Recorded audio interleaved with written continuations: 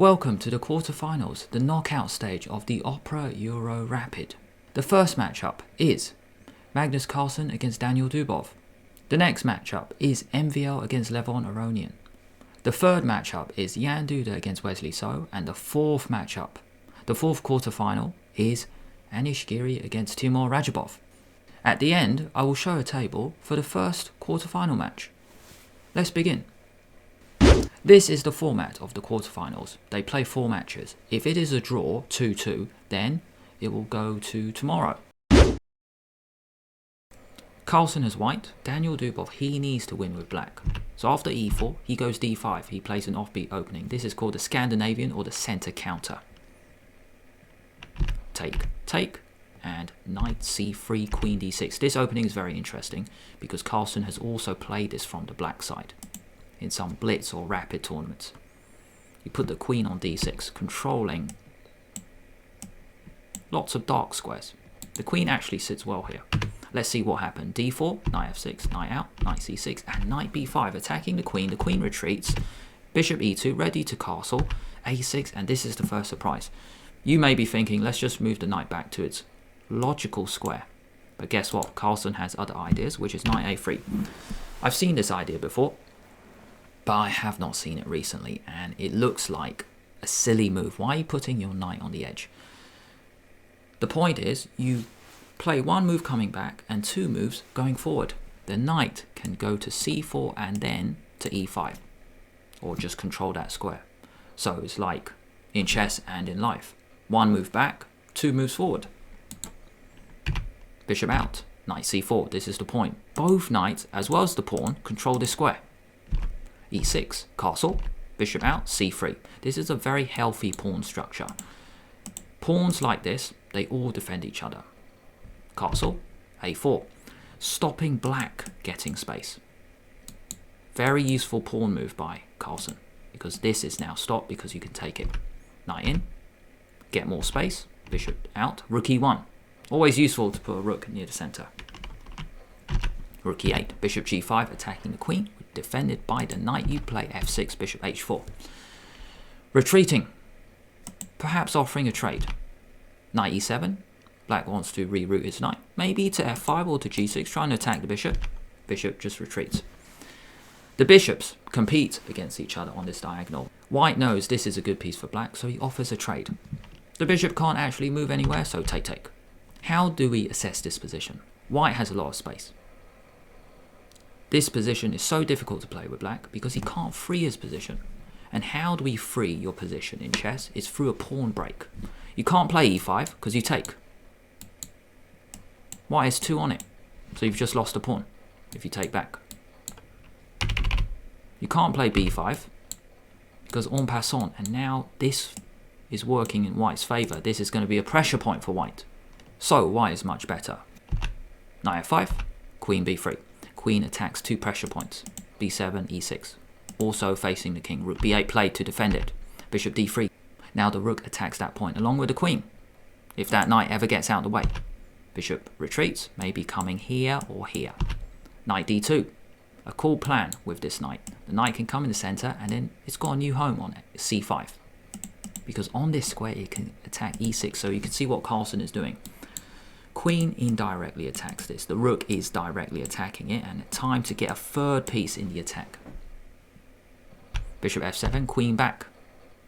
Queen now has a new idea. Queen and bishop, they work very well together. If you can line them up in the same way, and white is actually threatening this move, g4. So, black puts the bishop there. Knight b3. Queen d6, knight c5. White can give his knight more support. There's a pawn here. You can actually play b4 just to get even more space, and you defend the knight. b6. Dubov really, he needs to free his position. And there's no good pawn breaks at the moment. e5 is not good because you actually lose your knight. He needs to win this, so he needs to free his position. He plays b6, but the disadvantage to this is take. Knight back to e4, great move. Attacking the queen moves, and bishop and rook now attack that pawn. So Carlsen grabs it. Rook c8. Black is setting up a nasty threat with knight b4 because queen and rook put pressure against the queen. So what does Carlsen do? He just gets out the way. There is a lot of harmony in this position. That's why I find this game very impressive. Let's get rid of the arrows. Let's draw them all in to make sense of all of them. All the pawns defend each other. This is a very healthy pawn structure. These pawns defend each other. King defends pawn. Bishop defends rook. Queen defends rook. And bishop defends knight. Rook defends knight. Knight defends pawn. So there's total, complete harmony among all the white pieces because everything defends everything. If you're not sure what to do in chess, make sure everything protects everything else. Then at least you've got that covered, and then you can try to create a plan later. h5. A step in the right direction. Might as well go after the king. You've got to try something. Knight retreats. So then the rook puts pressure. King h7, c4. Let's attack the knight. Let's destabilize the knight. The knight has to move. No, it doesn't. Dubov has another plan. You play b5, attacking the queen. So, take with a pawn. Now the knight can sit here for a while. But white is up so many pawns. h4, take. So it looks like Dubov, he's just trying, but maybe trying a bit too hard. Just throwing his pawns. But the point of that last move is, there was a pawn here. It was controlling the square. So after this, now the knight can come in. But even though the knight is attacking 2 points, Carlsen just retreats the bishop. White is playing in a very sensible manner. Just retreating the bishop back to the starting square. You're just giving yourself extra protection. You've got 2 pieces involved. In the defense. Bishop h5. Rook c6. Really cool battery. Queen defends, pawn defends, rook. Queen goes there. Queen c2. Another really cool backward move. Remember, the queen was on that square when the bishop was here. So, why is this a cool move? Because the queen stops that knight moving.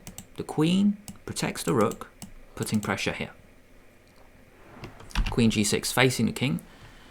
White has none of it. He just gets out of the way of king h2.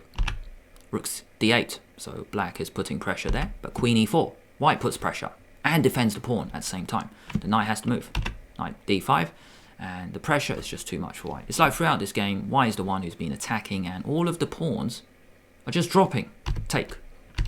Knight c7, forcing a decision. Take, take. And another cool backward moves from white.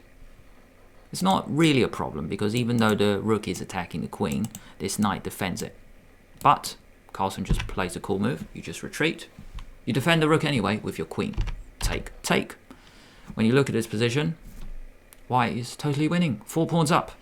Knight d5, and after queen e4, once again this queen goes to this central square.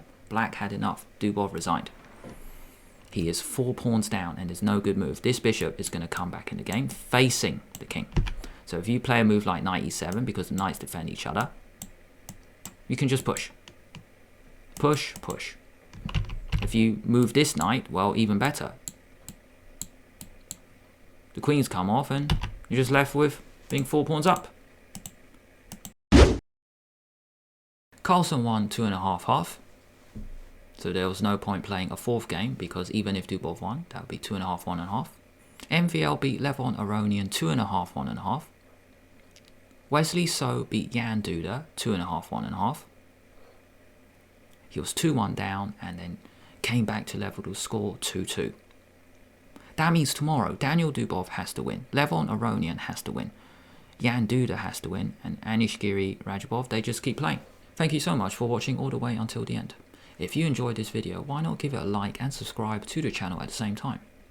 If you press the bell, that means YouTube will let you know when I release a new video. Thanks a lot, and I'll see you later.